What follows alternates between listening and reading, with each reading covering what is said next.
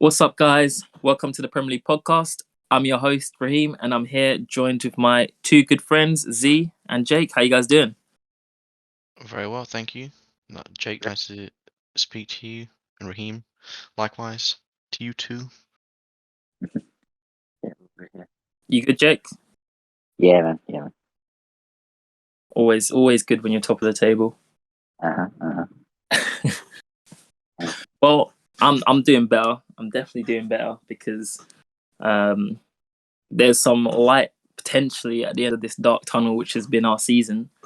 And Ollie, as much as I love him, has been sacked by Manchester United, or mutual agreement, shall I say? That's the official, statement from Fabrizio Romano.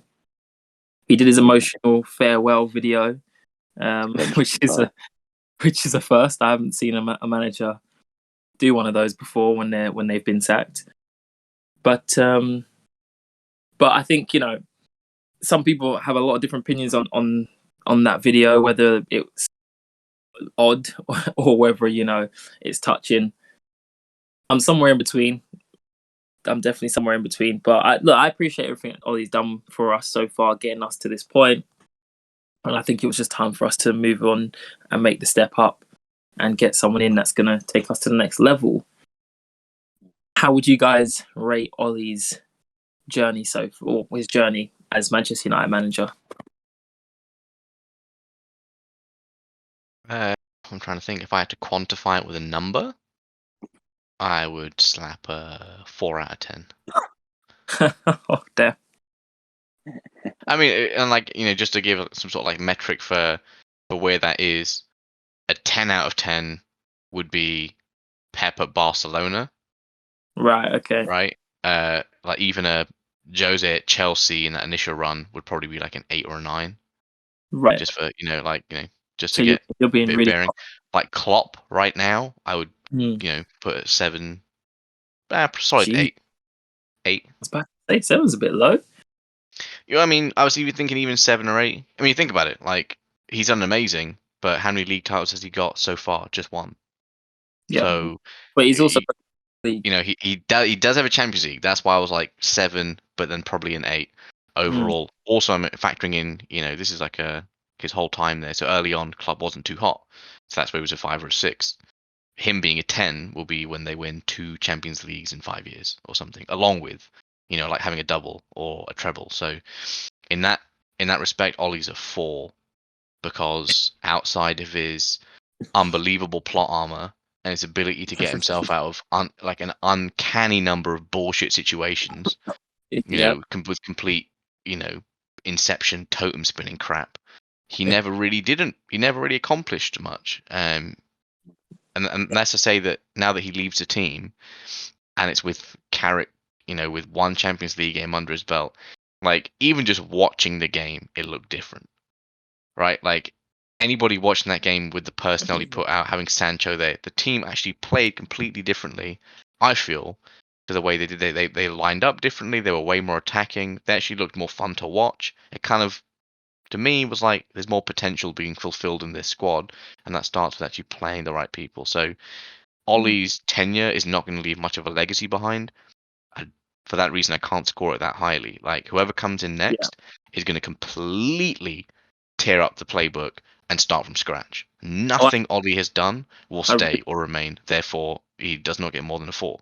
Like, what has he accomplished? He's a footnote in the history of Manchester United, right? So that's it. He's a nice guy. Doesn't make him a good manager.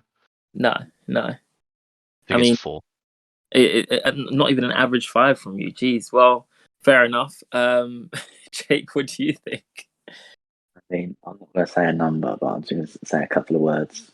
Roller coaster, directionless. That is so accurate. Roller coaster probably is the most accurate description because, I mean, he wasn't the right man for the job. I'm sort of I get he really did. I get the interim stuff that he done. That's fine. Because when he came in, they were fine, but he could never got the job on a permanent role. He's not. I think from the moment he got the permanent job, I think he was way out of his depth, and he was just treading water with his pitching just above said water. Like he was wasn't the right man to take Man United forward. Yeah, he brought in like Bruno Fernandes and stuff like that, and brought Sancho and stuff like that. But you can just see like 1 in every 10 games, Man United play really well. The rest of the time they'd be average, and a couple of games they'd be absolutely awful. The pressure would mount. He'd pull a result out of the bag, and then the cycle would continue. Yeah, round and round the carousel. And then finally, I think it's just got a bit too much. Like you can't lose to Watford. You can't lose to Watford 4-1. No. I mean that was embarrassing. I mean, I'll be honest. When I was watching it on Sky Sports News, I was laughing. Funnily enough, when I saw the score, I was laughing. So, yeah, it was that bad. Yeah, it was not a good day. I thought that we could lose because I just knew that under Ole we can lose to anyone. But to be battered 4-1, I was lost for words. I couldn't do anything but laugh. I'm gutted though because he went just before our going against Chelsea. We could have hit double figures. I honestly don't think it'll make a difference. We could get in, a manager now, and we'll still probably lose to you guys because I think it's just going to take. It will take some time before like they're going to be able to get us playing in a better way.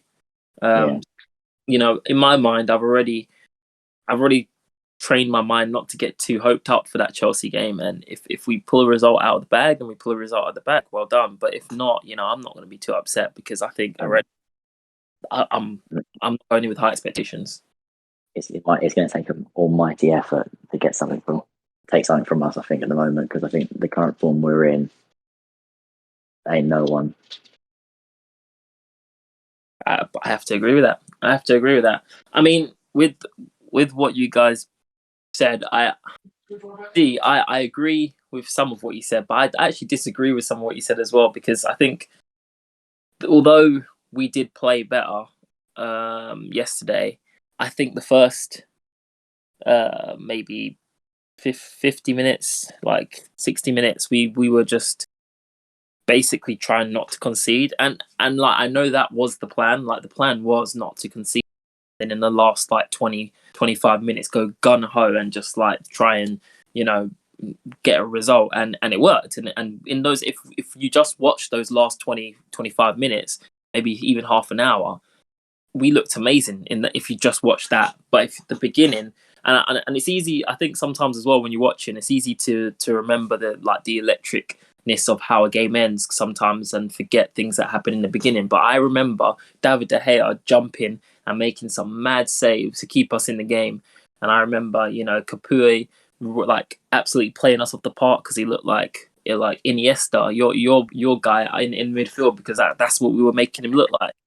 And so, like we started off really, like I said, I do believe on purpose, and so in that sense, it's good.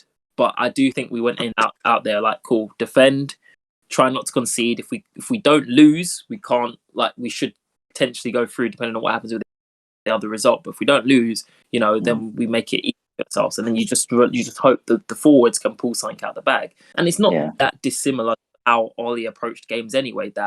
So I think that approach goes through not just Ole but his coaching staff as well. They were clearly quite in sync in their belief in how to play, and it was definitely better.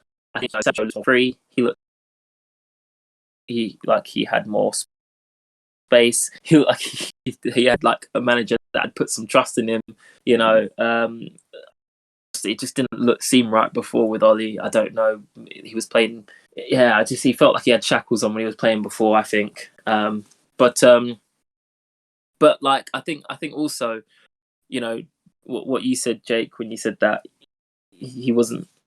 You don't think he was the man. I think he was the man to come in and steady the ship. I just don't think. Yeah. I agree. I appreciate he steadied the ship along that with the turbulence that and Rio caused. But I think from the moment he got this, like, you could tell as soon as he got the contract, you started getting shit again. Yeah, but I mean, I don't even mind that we kept him. Like, if we had let him go in the summer, which is what we should have done, really, because there was we gave him a new contract and there was no need to. If we had let him go in the summer and brought someone else in, this season would be completely different, and Ole would be remembered fondly. But we didn't. So, and the signs were there. The signs were there from last season. He's got a lot of leeway for someone who's literally only managerial jobs are Norway, Cardiff, back to Norway, and then he gets the Man United job, and he's won like 2 trophies, and they're both Norwegian Premier Leagues. He won nothing with Man United, so all those people are saying like, "Oh, trust Ole" and all that. Like, Yeah, I don't no, know what. you can't trust him. No, It's like no. that. It's like that. It's like that Any with Arsenal. It's like the thing with Arsenal and Arteta. Like, trust the process. Ole yeah, hasn't got. Ole hasn't got. Ole hasn't got a process. He just wings it from one game to the next, which is why you're so inconsistent. yeah. I can't trust the process because the process is the Glazers. The Glazers are leeches, and I can't trust them. So the fact that they even waited, you know what? This just shows the level of like incompetence arbiters, right? We had an international break after being hammered by Liverpool, Leicester, and City, and being just clinging on in the Champions League against Atalanta and Villarreal. And let's not forget that we got murked by Young Boys. But after all of that, you get an international break, 2 weeks off, and what did the board do? Ollie goes to Norway for a break. The players get a break. They go home, and we do nothing for 2 weeks. We then come back. Ollie's like, yeah, put some things wrong. Like there's some things that were wrong, right? We've had a good break. We've prepared well, and I'm like, this is all just words, Ollie. This is all words, and we get battered by Watford. And what's been said is that the board are shocked and didn't expect it, and I'm like, you're just so stupid. How could you not? Yeah, I mean, you can't see that coming. That was something like that was coming sooner or Two later. 2 weeks to try and get something in place. Yeah, Thing is, though, not, like tinfoil hat, conspiracy theorist time. I don't think the Glazers actually give a shit. That's not Like, that's you know, just a and fact. that's that's just that's just facts. the opening gambit to this theory, right? Like, they don't give a shit, and it's partly because they don't have to.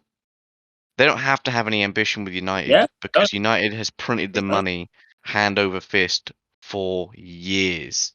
Regardless of when United were good or United were bad or United are entering a banter era or thought they were leaving it, they still make money. And the only thing that they've ever yep, given a shit about when it comes to United is making money. Like they literally run it like a business.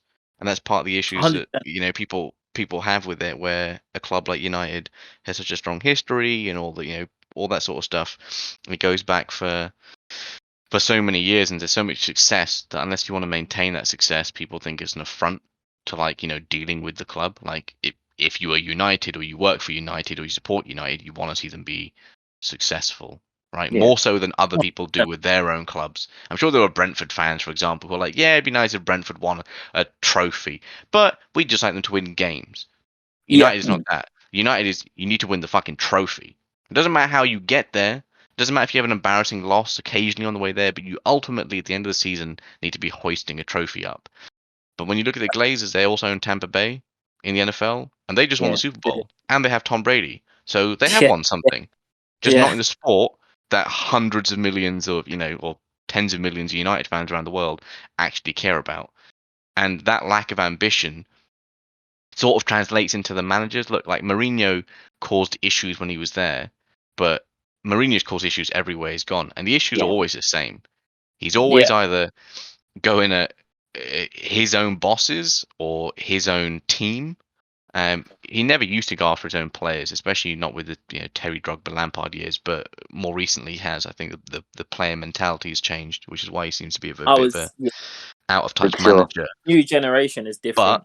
that's then like rubbed the wrong way with ownership, who wanted to keep their star players like Pogba happy, because Pogba can be a little bitch at times and he throws toys Oh at the yeah, pram. Ollie coming Yeah, in. but he's Ollie is the money. most placid motherfucker in the world. Genuinely, if you poured gasoline on him and lit him on fire, he'd smile. Like nothing phases this dude. He never reacts. He just stands there. He never challenges anything. They must have fucking Yeah, loved having him. Oh kids. my They god! Like all why these did they want to fans tuning in.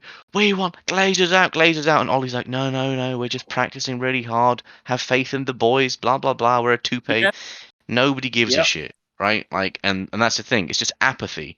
It's apathy from the top of the club right down to the bottom. Of course, nobody was going to win anything. Because the people who own the fucking club don't give a shit about winning anything. Why do you think the players would care? Why do you think you have a manager who obviously is incapable of winning something, who's still being left on?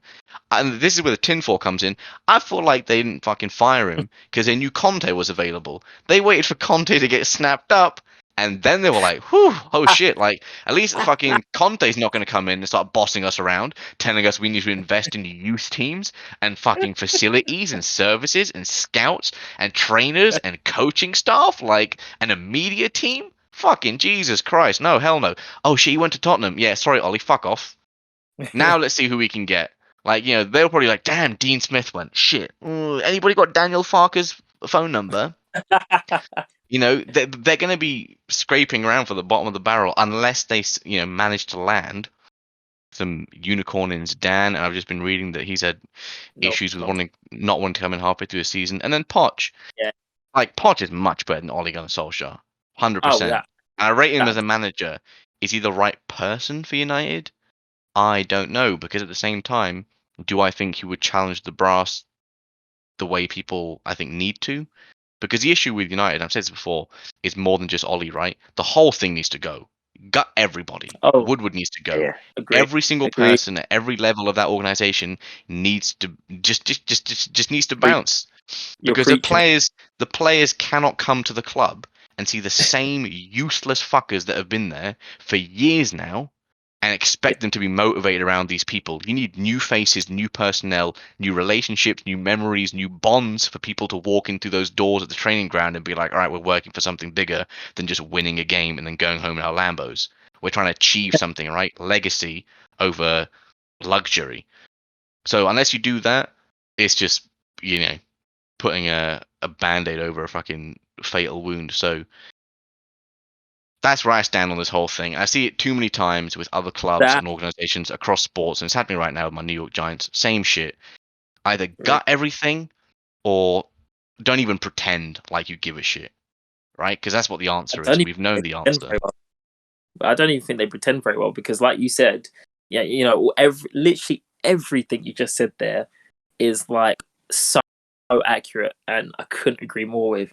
And I don't think they have to pretend that hard like they care, because at the end of the day, like you said, the money always comes in. You know, I heard that the Ronaldo shirts are on back order, mate. Like there's people still now that ordered their shirts time ago that are still waiting for it because it's it's sold out. And it's like, this is what I mean. Like yeah, sure, okay, we're all part of the problem here, but the money just comes in because we all pay it, and that's the problem. As long as the money comes in, you know, we can shout and moan as much as we want, but like we're not doing anything that's actually, you know, making it worth them having to panic and change. And you saw the one time we got close, which was the Super League stuff, and you know, even when, you know, with all that going on, and we raided the pitch at you know, against the Liverpool game and got it you know, cancelled, and the Glazers were worried. Then they were worried, but that's the one time, you know, that's the one time I think we've ever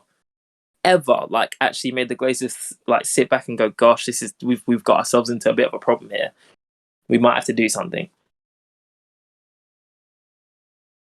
But they are the, I think they are the worst ownership in football, in my opinion, because the only reason it's not necessarily highlighted as much to people that don't know the ins and outs of what's going on in Manchester United is because Manchester United is such a big club that they can survive the Glazers, basically. They can survive the Glazers like, without being, you know, relegated and, you know, becoming an absolute, you know, I don't know, unsuccessful club. But you know, if the Glazers were in control of any other club, I think they'd run it into the ground.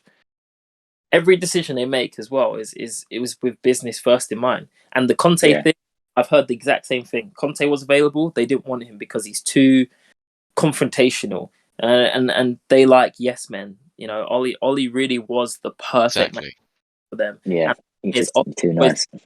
That they've given him this job, because he shouldn't have it technically. Like you said, with his managerial experience is you know, what he's done before, none of that equals you get the Manchester United job. So he knows he doesn't, like, he didn't get there, you know, he didn't progress there in the traditional way, and so he owes them. He technically owes them. So there's also that element of it. Not only is he a nice person anyway, but he probably feels like he's indebted to the Glazers, and so he was probably the biggest yes man. Can't fault Ollie for taking the opportunity, right? Like, if somebody came to me and was like, "Yo, Z, do you want to be the CEO of a Lego?" Fuck yeah. Hell yeah, give me that salary. I don't know what the fuck I'm doing, but I'll figure it out. Or I'll try and figure it out. And whilst I'm trying to figure it out, I'll collect this fat paycheck. And if you want to fire me one day, at which point I've already collected so many fat paychecks, I'm chilling for the rest of my life, it makes no difference. Like, obviously Ollie's going to do what's best for Ollie, and it just so happens that at that time the best thing for Ollie was also the best thing for United, right? They needed anybody to come in, and who better than a familiar face? And lest we forget, he did go on that bullshit run of like 14 straight wins or whatever it was, right? I can't remember the exact number. And then, like Jake alluded to earlier, as soon as he got the contract, it was like followed by the exact same number of fucking straight losses. And it was just like, holy shit, like this is what it's going to be like. And that was the first sign, right? Coincidence, yeah. But at the same time, you could see it was kind of like he's being figured out. He wasn't adapting, no tactical acumen, not changing things up. His playstyle becoming a bit stale, that whole new manager bounce wearing off, and that basically was just prolonged until he got fired, right? Like, and that I think that's what the problem is, because he never was consistently bad enough to warrant being fired. So he would go on that, like he went on that amazing 14-game run. He then it went like it dipped massively. The form dived off a cliff. And but we managed to get top 4 in the end. I think it went down to the very last game of the season. Then the next season, we started off terrible. And I remember, I think it was, we had lost to Crystal Palace, and we had lost to Tottenham, and we had just managed to get past Brighton. With that penalty that happened after the whistle. Oh yeah. Yeah, we had a terrible start to the season, and things were looking like he was going to get fired again. And then, boom, Everton came along. Great result against Everton. PSG, great result against PSG. And then, boom, we go on another run. I think that season we got to top of the league by January, and it was like everyone was saying 21 and 21. I don't think you was top of the league at all last season. No, we was top of the league. Last season we was definitely. We was for like a month, and then I think everyone was top of the league last season. Don't you remember? Tottenham was top of the league for a little bit with Jose. I don't think we were. I don't know if you were. I don't think we were. Classic Frank. I think Southampton were top of the league at one point. Yes. And they definitely were, yeah, briefly. So, but we were top of the league for like a month, and City was second. So things were looking more positive. So we were on another run. But then our run dived off a cliff again when we played Sheffield United, who up until that point had not won a single game in the Premier League. And then we played them, and they beat us, and we were awful. And then our form dived again. So, that was literally the story of Ollie. It was always going on good runs, then diving off a cliff. There was no consistency. Well, I guess what you need, right? That's why I said roller coaster. Yeah. Like, consistency is the hardest thing to nail down in any aspect. It doesn't matter if it's just sports or, whoever you are, if there's something you're trying to perfect, consistency is the biggest issue, because getting the same thing right twice doesn't mean just doing the same motions. You have to adapt, right? You got to keep changing and improving, and that's just the thing. Like, eking out those wins on shitty days where you're just not quite performing. Like the easiest example I have, because I'm not a football manager and I'm not by any means some great athlete, but I've always likened it to, if you ever go to the gym, I have this thing, right? It's the rule of 5. So for every 5 times you go to the gym, 3 of those sessions are just going to be bog standard, average, mediocre. You're just going to get by. One of those sessions, you're going to feel like a Greek god, and you're going to be like, wow, this is all so light and so easy. And that last session, you're going to feel like the weakest piece of shit on the face of the planet. It happens every single time, right? And you can sleep 8 hours every single day. You can eat the right number of calories and the right types of food, and you can prep and you can do all of that. I shit you not, that rule of 5 will still exist. You will still have that shitty workout. You still have a really good workout. And you have 3 mediocre ones. But if you really, really, really practice something, you can maybe make it 2 really good ones, 2 average ones, and still 1 shit one. And that's basically all people are working towards, right? Like getting that balance so that you're above average more often than you are below average. It's a very simple concept, but it's really fucking hard to do in sports, in any sport, because you're against elite athletes, elite coaches, elite teams. And that's where it's basically won or lost, right? You have to be able to adapt. You actually have able to get the consistency in so that even on your worst day, you have a chance at kind of pulling out an average result. And we see this all the time with managers like Fergie. How many times did they have a game where they were actually outplayed, but they came away with a draw? Yeah. Those are the games that won them all them championships, right? Where you eke it out, where people are like, damn, United got battered 1-1. Like that was the thing, it would happen. Fergie teams would get dominated occasionally, but they wouldn't lose. No. The bend but don't break thing. See, Ollie that is just when willpower. Ollie loses, it's embarrassing. Like Yeah. critically embarrassing, and it's a complete Yeah. walloping walkover. And then it's like, well, here comes the negative streak because they can't get themselves out of that slump because they don't have that rule of 5. It's tipped the other way, where there's going to be more bad days than there are average days or even great days. And those great days only seem to happen when his back is on like against the wall. When we're like, oh, if he loses this, he's definitely out. It's like United have won 5-0. And you're like, oh. So that's where it is for me. Like he was only critically good when he absolutely needed to be, and yet when he should be, he never showed up. I'd be pretty safe like arguing that all day that he just let too many easy wins go and that too many wins turn into draws, right? So who gives a shit about the one game that he won when his back was against the wall and he won it convincingly? Like it didn't amount to anything. He didn't use that momentum. He didn't use that to fuel anything else with the team. It was just so much of a coin flip and so random that as a fan, it must be horrible to watch going into every game. Like, all right, and I was saying this to Jake earlier, right? Like literally the other day, and I know he's not the manager, Carrick was, but United were up 1-0 against Villarreal, and Google's live win probability predictor, considering you guys scored in like the 80th minute, it's 10 minutes left in the game, you had an 8% chance of winning. 8% chance of winning, an 80-something% chance of drawing. And obviously the remaining was a Villarreal win. And I was like, I looked at every other team that had at least a 1-goal lead, and they were all like at least 70% chance of winning. United was single digits. That's because up to that point, I don't think we played that well. That's what I mean. Like literally, I think that must be. That's the thing, right? Like those sorts of like live win probability predictors take into account all sorts of shit, like running team form and strength of schedule and blah blah blah, all that sort of stuff. It just goes to show you like how anemic United have been as a team, where it's like you've only got 10 minutes to hold off, and this fucking algorithm has no faith in you. Like, but that right there is a microcosm of Ollie's tenure and what he's immediately left behind, and as in the very next game with the interim manager. There's just too many easy moments given away, and that just leads to frustration. So he's out, which is a good thing. But yeah, got it all. Start over.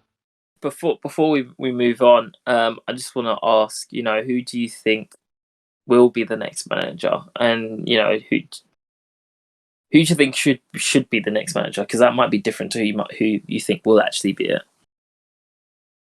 I'm going to go out and just say that I have no specific. I know that Ten Hag was considered. Poch is there because he's got Premier League experience. Zidane has been touted because he's Zidane, but he's not comfortable with coming halfway through a season, is what I hear. Which kind of makes sense. Ready for the Premier League as well. I heard his wife doesn't want to live in Manchester, and he's not ready for the Premier League. Yeah, I know you mentioned like what could be stopping her, like wanting to live in Manchester, which obviously I think correctly presumed was sarcasm. It was. Because I was like, Madrid and Manchester aren't exactly two sides of the same coin, right? It's Yeah, a man, different thing. wins hands down. Like it's not even a competition, right? Um, but that's not to say Manchester isn't great. It's just not, it's just not comparable to Madrid. But Of then I course. wonder if he's had the same thing where he's won a lot, he's been really successful. He fell out with Madrid leadership. Does he want to get himself involved in a club where Like, outwardly there seems like there's so much turmoil and so much discontent? And at least at yeah, Madrid, he knew the fans would never turn on him, yeah, right? Like it's not an Ole United thing. Like Zidane to Madrid is not comparable to what Ole is to United. They're just different no, I leagues agree. of player and caliber and all sorts of like status as a legend. Yeah, So maybe rightfully he'd think that if he came in halfway through a season for a team like this, he'd be judged unfairly for that initial tenure, like at least until he gets to the first transfer window or a full transfer window and a whole summer, like with those yeah, players. So yeah, maybe Zidane isn't likely. no, I'd love to see him though. Like I'd love to see him try to replicate any sort of success because his Madrid years, like yeah, when he was there, people would always be like, "Oh, he's not got the tactical know-how, and he's been bailed out a lot by his assistant coaches, and mhm, sometimes getting lucky." But fuck if the guy didn't produce results, and to this day, I'm still flabbergasted that he managed to get Sergio Ramos to score so many goddamn goals in injury time to win them games and get into knockout stages, in the Champions League. But that's the thing, he gets results. And like I said earlier, right, even when he doesn't look like he's doing that well, they still win or they draw at worst, yeah, which yeah. is what you got to do. So I would love to see Zidane there, but what do you think, Raheem? Seeing as you support United, who would you like to have? Our resident United fan. My dream would be Ten Hag. I think I would like to see him come and manage. I know it's somewhat risky, at least a little bit more risky than going for Poch, but I feel like he's the way that he plays, his philosophy, you know, everything seems to fit with what I would like United to be like. So that would be my number one choice. But if we get Pochettino, also I wouldn't be disappointed with that because he's also a good manager. Brendan Rodgers has been spoken about a lot. Not too keen on Brendan Rodgers because, well, multiple reasons. First of all, he's an ex-Liverpool manager, so there's that. But also I don't know. I mean, he's done some good things as a manager. He's definitely a good coach. He's definitely better than Ole, but that's not hard. He he has bottled a lot of things though. Won the FA Cup and Community Shield with Leicester, but he bottled top four twice. He bottled the Premier League, which I think potentially he was a Gerrard slip away from winning that Premier League, but he I guess you could kind of say he bottled it. I don't know, but he was definitely getting more out of that team than people maybe expected. I think I'm, you see, I'm. I think with Rodgers you see a lot more character with that United team. You think so? Yeah, that's his philosophy, isn't it? Brendan? He loves a bit of character. He does. Colo Torre and his backroom staff. What do you think, Jake? Man United manager. Yeah. I don't think who's available. Who they? Well, it's basically Ten Hag, and Brendan Rodgers, but there's also interim managers being spoken about. Valverde. Valverde, Ralph Ragnick, some other people. Ralph Ragnick would be a good shout because he wants to be. He doesn't mind taking like temporary job and then moving on to a director of football sort of thing. But it's the question of whether United want to actually do that. But they won't because they're stupid. But that actually would be the ideal. Bring Ralph Ragnick. He manages till the end of the season. He goes into director of football role, kicks John Murter out because he's got no experience in that, and then he hires someone like Ten Hag or Poch. But they're like a close circle. The Glazers they like the people that they know, and John Murter is someone they know that they can manipulate already. Yeah. So they're not going to want to get rid of him for someone like Ralph Ragnick, who will, challenge them and be successful. Like, you know what I mean? Well, it seems like Poch is the favourite, but I don't know. I don't know if that's a good signing, to be honest. Because you don't want a serial butler from the ship from the lane, but is that managing at the theatre of dreams. fault? Do you know what I mean? It's a combination. It's a combination of him and his players, because, like I said a couple of episodes back, the mentality of a team to win a title, you need to have players who have won a title before. That squad that he inherited from Tottenham, yes, they played great football, and yes, they put pressure on a couple of title races. Well done, them. But ultimately, they didn't have the mentality to go all the way and get there, and that's players, also him as well. Maybe he got his tactics wrong. I'm saying that you don't know, but he had a very small budget at Tottenham. You know, he didn't. For one season, they didn't spend any. Yeah. Like, they were the only club in the league that didn't spend any money. Because Daniel Levy is notoriously quite stringent with his funding, which is why I found it quite interesting for Antonio Conte to go to Tottenham. When obviously I'm assuming Daniel Levy's probably made all these false promises about, oh yeah, you have loads of money, yeah, you can sign loads of players. But like, my brother-in-law is a Spurs fan, and basically, and I asked out of him at the weekend, and I said, what do you think of Conte? And he went, it's a brilliant move. But I was like, really? And then he started listing the things that are basically saying, like, yeah, he's great, but he's gonna leave, like, after a season, because Daniel Levy is going to tighten the purse strings a little bit, because Daniel Levy is the kind of owner basically where he'll make a big signing, for example, like Tanguy and Ndombele, 60, 70 mil they paid for him, I think, when it's from Lyon, and he's been okay. And it's kind of like he spends this big money on these big players. They don't work out, and he kind of gets a bit like scared a little bit, and pulls funding a little bit, because he doesn't want to make that mistake again, because he's very much a money saving orientated person, it seems like. Yeah. But I don't know who United could have that could maybe even have a slight hope of replicating Fergie, I think. But I mean, they don't have to be Fergie. They can be their own version of. I think maybe we're too, like, people and maybe the club as well are too focused on maybe trying to get another Fergie. And I don't think they'll ever. He has such a large shadow looming over that club. I think that. Yeah. Even when he's passed, and even like decades after that, I think he's still going to loom large, like Bill Shankly at Liverpool and stuff like that. These greats have like a massive shadow. That's also part of the reason why I think Ollie lasted as long as he did, because Fergie going, oh no, he's a great lad. He's a great lad. He's a really good lad. Nothing about his tactics or his management skills, but he's a great lad. He's a nice guy. Loves a smile. Surprisingly, like, he did all that. And all his former teammates and best buddies on Sky Sports just going actively defending him after five against Liverpool. Oh no, it's not Ollie's fault. It's clearly the players' fault. They're rubbish. Like, well, he's bought those players. Yeah, that's his team. Like Roy Keane must have such a wet dream when Harry Maguire plays shit, because he's like, right, I'm going to end this guy's career again, and then he blamed Harry Maguire for goals against when Man United played bad. But like, Ollie's that's an Ole player. Ole signed him. He did, yeah.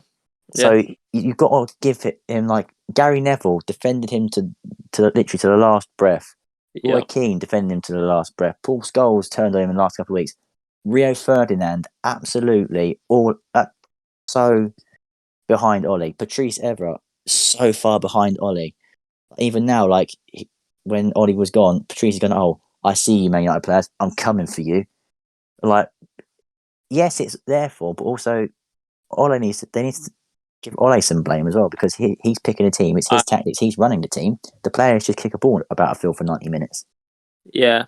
No, I blame the manager and the coaching staff more than I blame the players with this one, definitely. Because the things like Bruno Fernandes came in, and how quickly and how much he turned that team around was frankly quite irritating. But you can't deny how, like, as much as I called him Fernandes, etc., you can't deny the influence he had on that team, like, since he signed. But But he's been severely out of form since he missed that penalty against Aston Villa.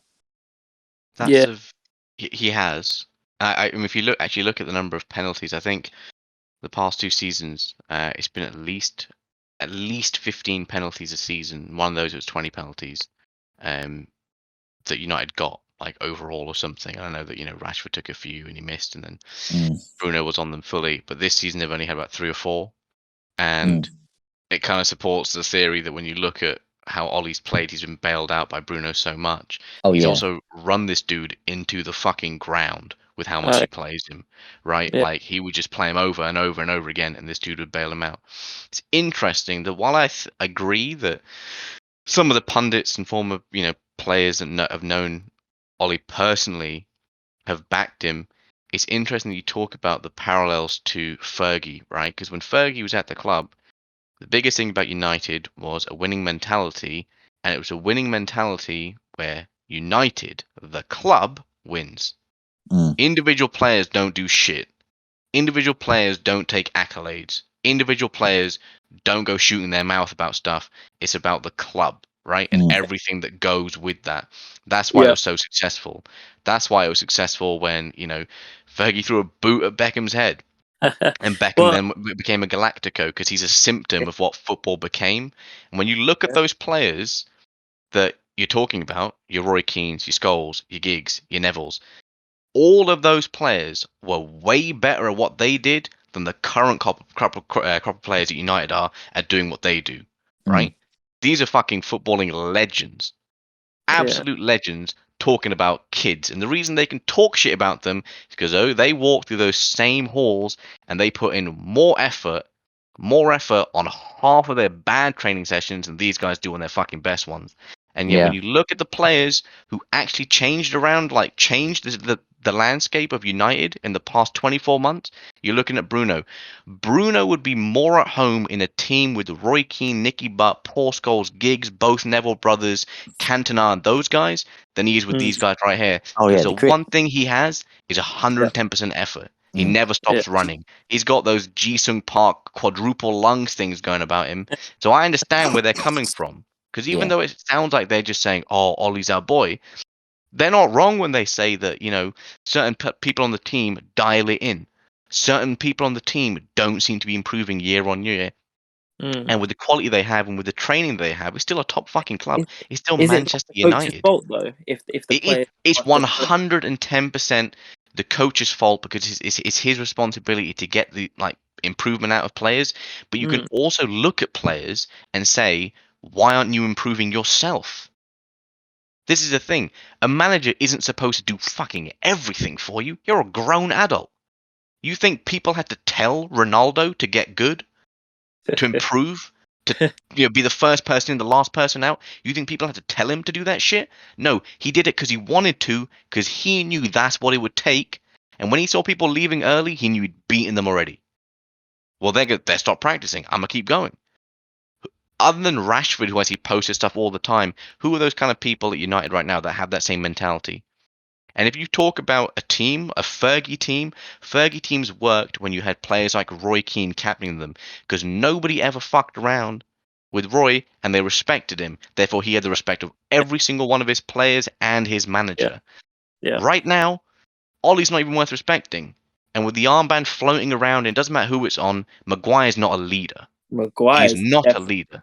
Right? No, This is the thing. I was shitting on him a couple of weeks ago, and every single thing he's done since then has proved me right. He's not fucking world class, and he's not worth his price tag. He's a £40 million defender, doubled up because he's fucking English tax. And I'll stand by that because I was right. I was right then, I'm right now. Because it's the same shit. People want Fergie, quality, caliber players and status for a club which is one of the greatest clubs on earth.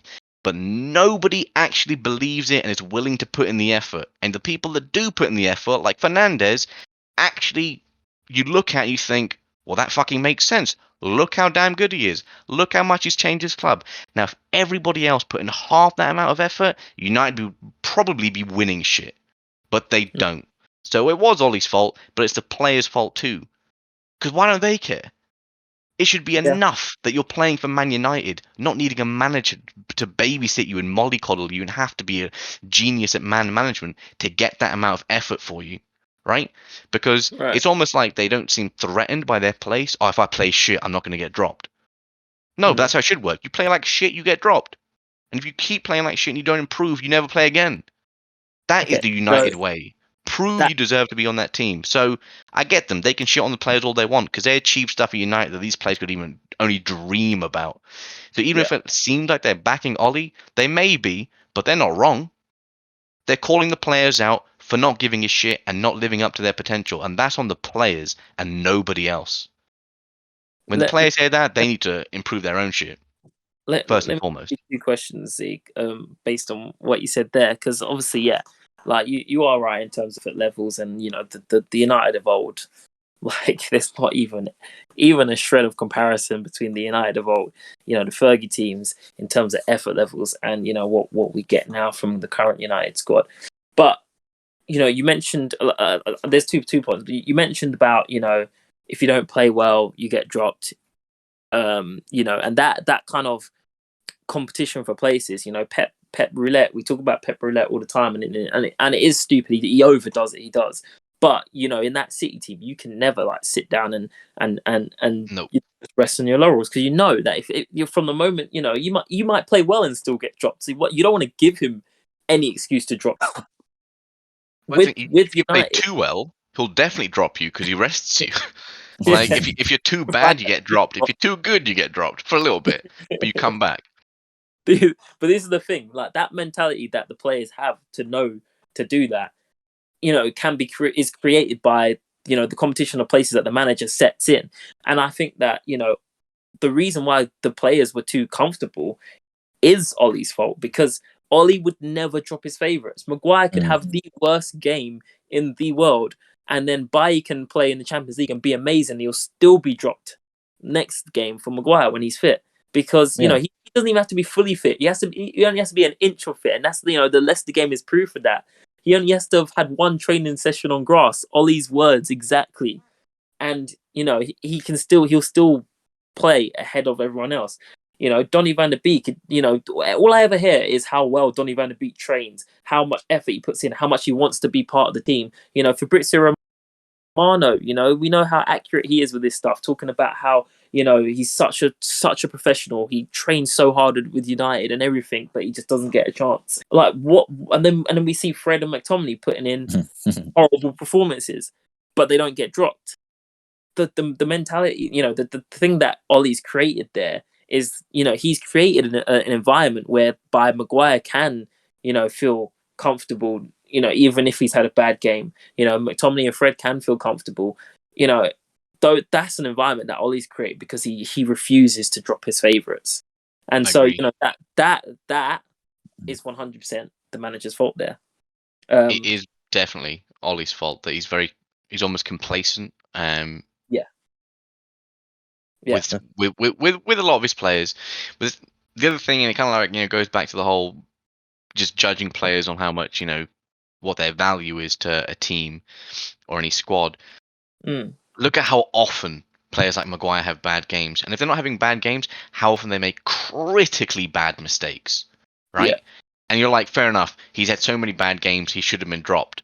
He 100% should have been dropped. But on the flip side, you're like, this dude has so many bad games. At what point does he look at himself and say, how the fuck am I so wildly inconsistent?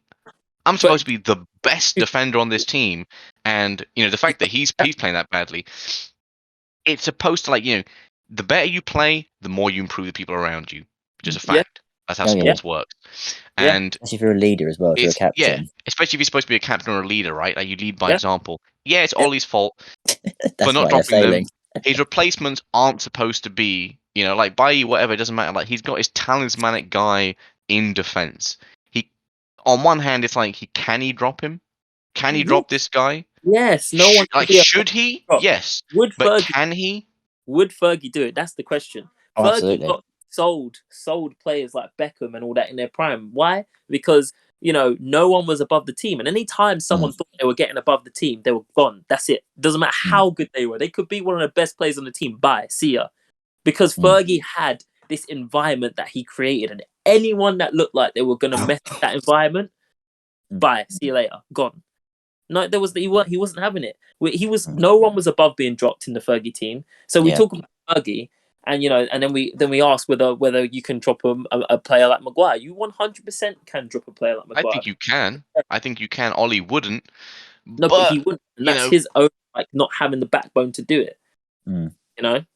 And this then is the other thing. This is the other thing, though. Can Maguire play at a level that makes him undroppable? Yes, he has that Absolutely. talent. yeah, So he why? does. But it's what I'm saying. So why, even without any sort of managerial, interference, is he still playing so wildly inconsistently? That's the other thing. Yeah, he He's should got have been dropped for playing poorly, but he also needs to take some onus and be like, all right, I really need to step my game it's up. 100% his own But fault. that hasn't happened. That's what I'm saying. That No, hasn't happened. So even though no, Ollie's there making a really bad indecision, he still has, two shitty options to deal with anyway.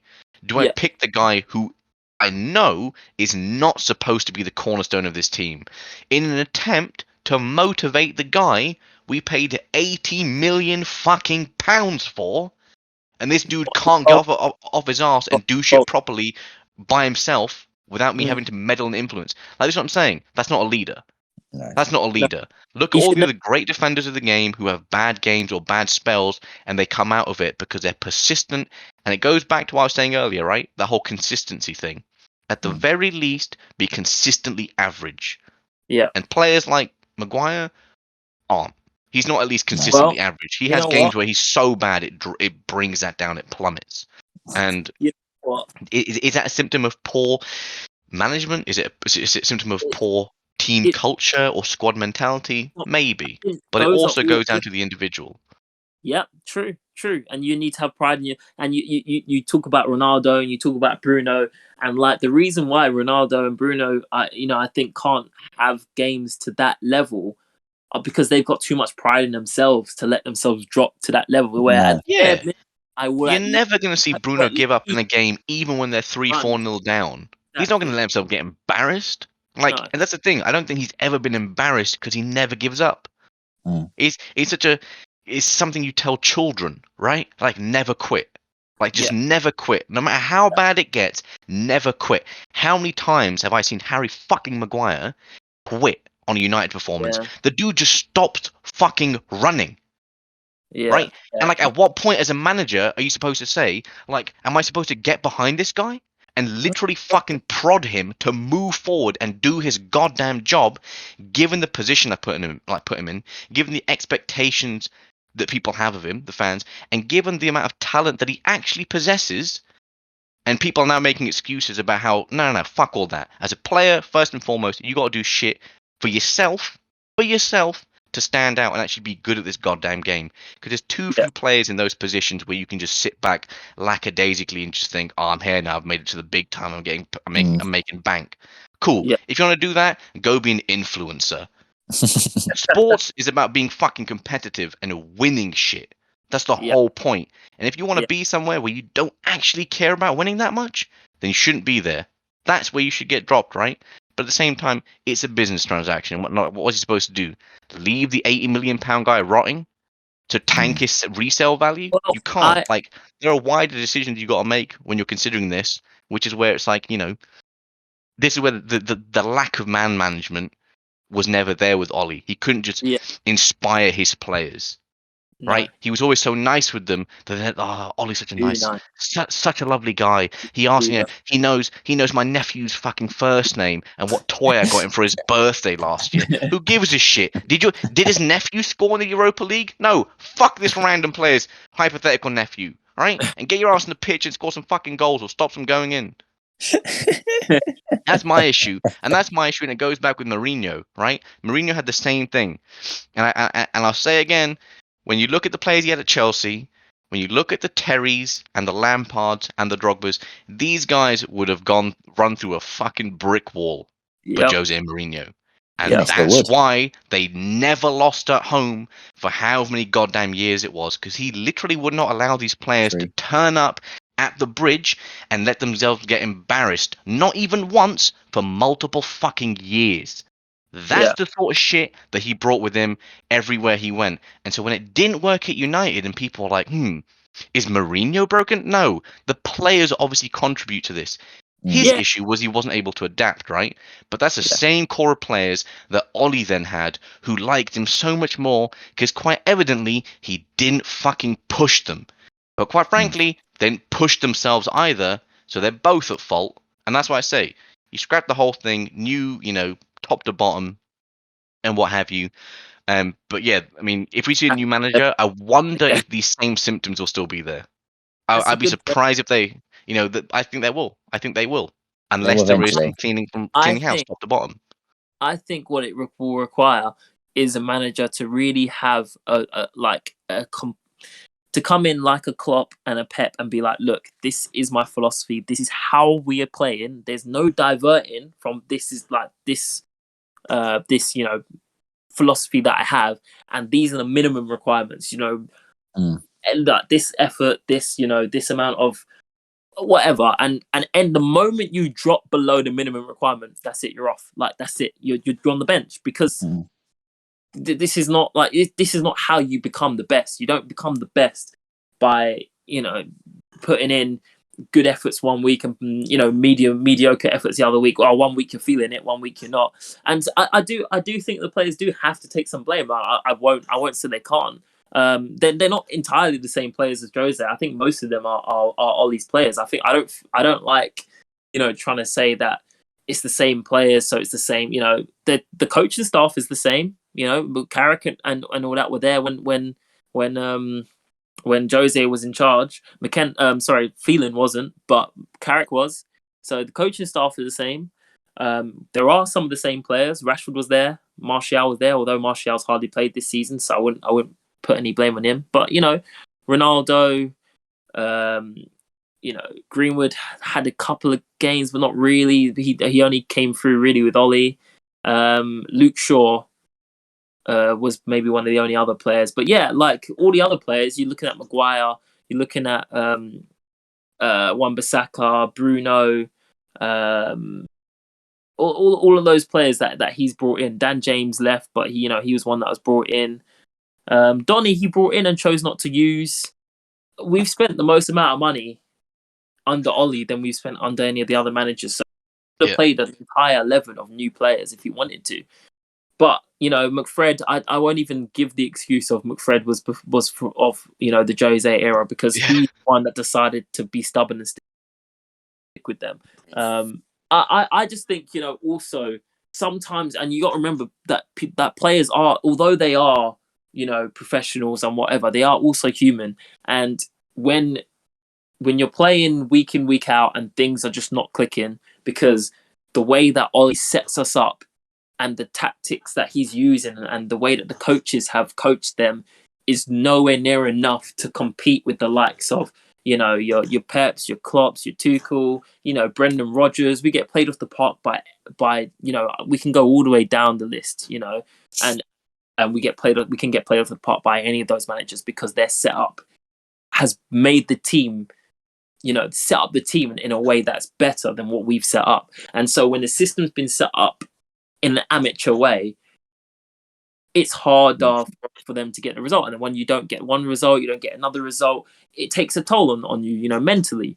And so they are human at the end of the day. And when things just aren't working, things can go from bad to worse, and from, worse to dire. And then you might start seeing players that maybe aren't putting in as much runs as they're supposed to. And they should. Maybe the effort levels don't seem to be there, but they don't go out with that intention. They don't go out with like, oh, I can't be bothered to run today. I don't believe that this squad, came into that Watford game thinking, being complacent. I don't think they went in thinking this is going to be an easy game.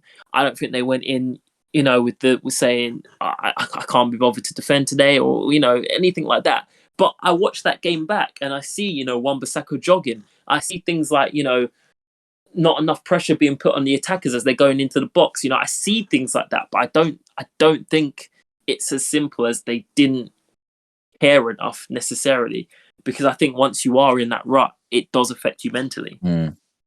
Yeah, I get that, but fuck them. Like straight up, I say that. Like, that's like me going to the gym and being like, you know what, I'm really gonna smash this out. But 2 or 3 sets in, it starts feeling really tough.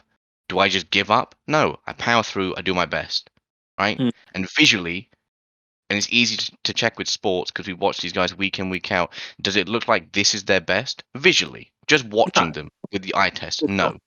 And you know why? And you want to know why we know it's not their best? Because we've seen them at their best. And when they're at their best, we don't criticize them, do we? No, because No. they fucking win games, which is not what they're doing right now because they're Yeah. not at their best. And that's a personal thing. And yeah, fair enough. It's been rough and you lose and all that sort of stuff, and it kind of weighs on you. But there's a way to get around that. You're a team. You're in a Mm. team sport, not an individual sport. So you should be able to rely on your team. And so it's what I'm saying. It keeps going back to the whole thing. If you want to get rid of somebody at this stage, you got to get rid of everybody because I, anybody left from the old era is going to be symptomatic of old, the old issues, and they're still going to be old, around. old habits will creep in. Yeah. No, I agree. Um, I agree. I agree. but that's what I'm saying. It'll be interesting, irrespective of who they get in, to see if the mentality around United changes and how quickly it changes. Mm. United have already got some of the youngsters in. Poch was very good with that, Yeah. using youth systems and youth teams and getting younger players into the fold. Obviously Greenwood's there. Rashford's been around a while. He's still pretty young though. Mm. So it'll be Sancho. interesting. Yeah, I mean, I don't know exactly how many other youngsters are in United's academy that Oh, you would we have rave about. really good ones coming through. But You know. I Uh, always imagine there are some good yeah, players. some I really just good. don't know of them because I don't follow them that closely. But in a couple of Mm. years, I'll be having them as bench warmers for my fancy team. But um, Yeah, yeah, Alanga good. You know, we got a defender called Mengi who's supposed to be quite good. Ahmad we brought in under Ollie, who's supposed to go on loan actually this summer, but he didn't because he got injured. Hannibal Medri, however you say his name, he's good. But yeah, we've got some good like youth players coming through. To be fair, maybe in that case, Poch would be quite a good hire. Because in that case, if the Glazers show an unwillingness to actually care, right? Because one thing we know that they seemingly don't really have it in them, caring for United across the pond. But if mm, Poch came in, at least you could make use of United's youth system. Their younger mm, players. It's not going yeah, to cost you anything. You already have them there. They're on the books, right? They're accounted for, and it kind of stem some of the bad transfers as well. Um, and then when they need to, if they start gelling as a team with the personnel they have, that's a more long-term vision. Then sure, go out and splash a bit of money to get a piece or two that makes the whole thing better, as opposed to what has kind of been happening the last few seasons, where a big signing is supposed to cover some glaring shortcomings in the team, and then they don't even fix them. But you're still lumped with the very expensive player. So Poch would be an interesting choice for the United job for sure. yeah. One thing I really hope the new manager does is take that captaincy off Maguire. I do think maybe with him being captain, maybe also he thinks a lot of himself. Maybe I don't know. Maybe he feels like maybe that affects his game in a way because Some players he thinks play better when they're not. yeah, Some people just aren't captain material. Messi, look, Messi's not captain material. I'm sorry, but and I know he is for Argentina, but it doesn't even really matter. It's because he's just the most senior person on the team. He's the most legendary player on that team. But they were better as a squad when they had Zanetti as a captain, Ayala as a captain, Cambiasso, Mascherano. Those are the kind of players that you want a team to be built yeah. behind, the engines, the motors of the team.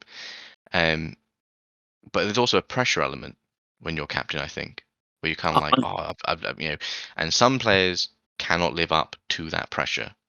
Yeah, I think Maybe he's one of I'm them, one of them. and I Yeah, think they're probably definitely better fits, but it I just mean we've depends got who you would give it to Ronaldo on right that. now. With Ronaldo and Bruno, I mean, come on. There's no reason why Ronaldo can't have that armband.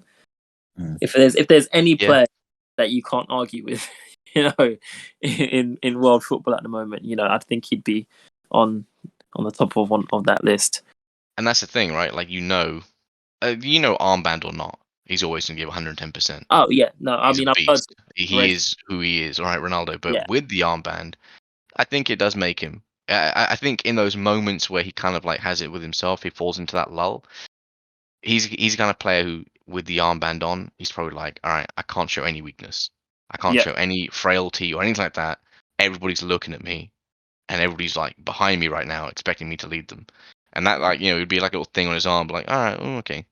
Can't have those lulls, and he doesn't. He very, very rarely does because of who he is as a person, anyway. But Yeah. just to remove all doubt, an armband on a player like him, it makes him better. Like we've seen that internationally, and wherever he's played. So Yeah. it'd be interesting if a new manager decided to swap that around. I And think most it's of the time, I easy. don't even know why a defender has it. Like, unless you're some monster like Maldini or Van Dijk or whatever, yeah, fair enough. But Maguire, man, just get him one of them like Scoobies that people used to do in school, and just leave it on his wrist. That'll be fine. Yeah, I remember those. The ones that you like plat. Yeah, exactly. I made this one in arts and crafts or whatever. Louise gave me this one. All right, go on, Harry. Enjoy your little Scooby from Louise in the corner. Yeah, I think. Well, I mean, we've spoken a lot about United today. They're always big news lately, so it's the season that they're having. United have been so like podcast talk worthy this season, but not in a good way, like in the bad ways. I mean, teams are just so good. There's no Chelsea just been so good. There's no point talking about them because I just can't. It could be like 5 minutes. Like, what do you think? They're really good. I would like us Game. to take some time and talk about how good Chelsea's actually been, though. But we've had this long conversation, so this is one. I'm waiting so patiently. The next I'm holding it in. just to brag about how good Chelsea are. I mean, and we're on the group chat. The other day we were talking about how amazing Reece James is. I mean, what a player he is. But yeah, we'll talk about Chelsea and how consistent and how good Tuchel is. Flipping yesterday 4-0 against Juventus. They're just honestly I think I might have said this on the podcast already, but I actually said that I wasn't sure about Tuchel, and I've never been more wrong. So but yeah, I think we'll leave it there. Otherwise it'll get too long, and it'll be interesting to see what happens with United. I do look forward to the days when they are less talk worthy because they're not talk worthy in the good ways. Raheem really wants us to talk about Arsenal again. Yeah, no, that would be nice. Oh, yeah. Can we start deflecting back onto Arsenal? Those are good days. No, they're above you in the league. I know. It's not funny. I know. Even though they got absolutely battered by Liverpool. But they really held their own in the first half, and then first half fell apart. Second half it was awful. Like classic Arsenal again. I'm going up to Old Trafford next week for the United Arsenal game, and when I booked this beginning of the season, this is not how I expected the season to be going. So kind of worried about it. Whereas when we booked it, I was pretty confident that we could go up there and get a result. But yeah, we'll leave it there. As always, it's been great. Chatting about all the football stuff that we do. Football stuff. Honestly, it's actually cathartic for me to rant about United. Yeah. Even though I don't even support them, I want to see them at least not be so shit. Yeah, you went off today. So thank you guys for my weekly free therapy session. I'll I'll catch you back. Send us the bill. I'll send an invoice right over. But yeah, no, I mean, a lot of good points made today as well on United. So yeah, I think it'll be interesting to see where things go. We'll pick it up, again, hopefully in some weeks' time where a new manager is in and things are better. But we'll just have to see how things go. But as for now, that's where we're gonna leave it. Thanks for watching. Subscribe. And stay tuned for the next podcast episode. Cool. Catch you guys soon. Peace. Yeah. Bye.